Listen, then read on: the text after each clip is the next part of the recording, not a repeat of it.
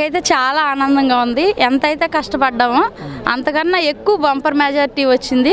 దానికి మేము అసలు ఎంత సంతోషంగా ఉన్నామంటే అంత సంతోషంగా ఉన్నాం.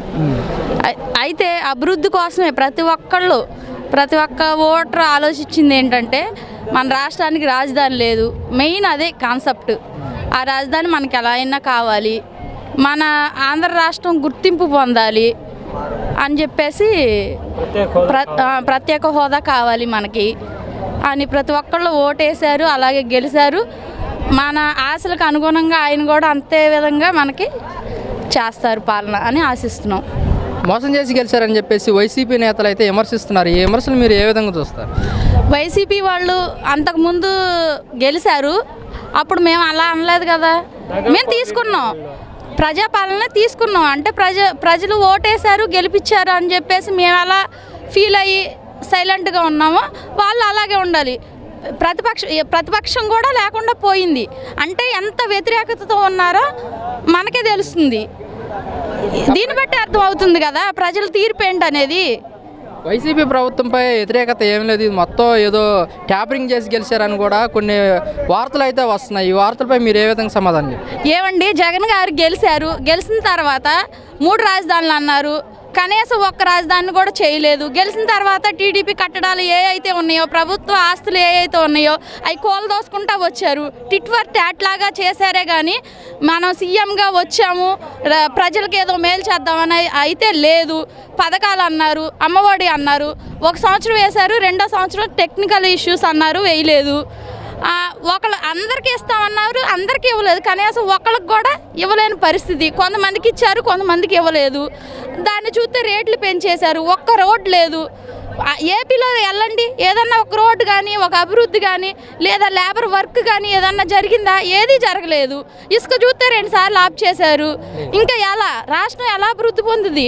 మందు చూస్తే పిచ్చి పిచ్చి మందులు వదిలేసి జనాల్ని ఇబ్బంది పెట్టి వాళ్ళు కొంతమంది చనిపోయి ఎంత ప్రజలు అలా ఆడవాళ్ళు ఎంత ఇబ్బందులు పడ్డారంటే అంత ఇబ్బందులు పడ్డారు. జగన్మోహన్ రెడ్డి కంటే నారా చంద్రబాబు నాయుడు గారు ఎక్కువ హామీలు ఇచ్చారు. ఈ హామీలు నెరవేర్చే అవకాశం ఉందంటారా? వీలున్న వరకు అవకాశం ఉంటుందండి. ఎందుకంటే మేము ఒకటే ఆలోచించాం, చంద్రబాబు గారు సమర్థవంతమైన వ్యక్తి.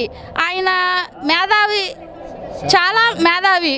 ఒక రకంగా ఆలోచించి అంతకుముందు మన కియా కార్ల కంపెనీ వచ్చింది, సింగపూర్ ఫ్లైట్ వచ్చింది మన గన్నవరంకి, విజయవాడ డెవలప్ అయ్యింది అనుకున్నాం.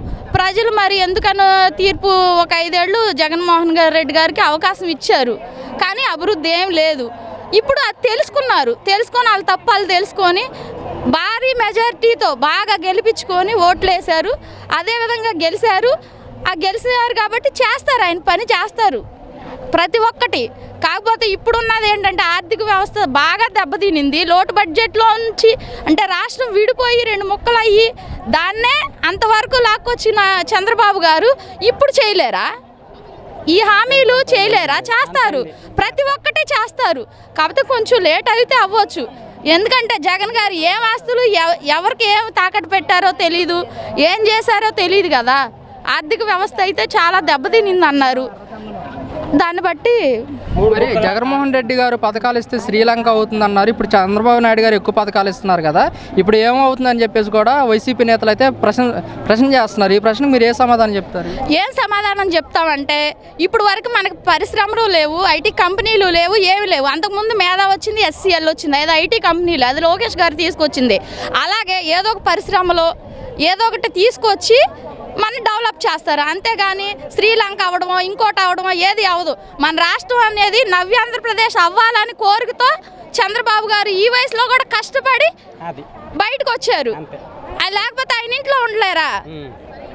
జనాలకి ఏదో చేద్దాం, నా రాష్ట్ర ప్రజలు అన్యాయం అవ్వకూడదని చెప్పేసి బయటకు వచ్చారు, చేద్దామని చెప్పేసి చేస్తున్నారు. దానికి తగ్గట్టుగానే పవన్ కళ్యాణ్ గారు మద్దతు ఇచ్చారు. అందరు కలిసి ఒక కూటమి అనేది ఏర్పడి చాలా వ్యతిరేక ఓట్లు చేయకూడదని చెప్పేసి చేశారు. కాబట్టి అలాగే జరిగింది. అభివృద్ధి జరుగుతుంది, నవ్యాంధ్రప్రదేశ్ వస్తుంది.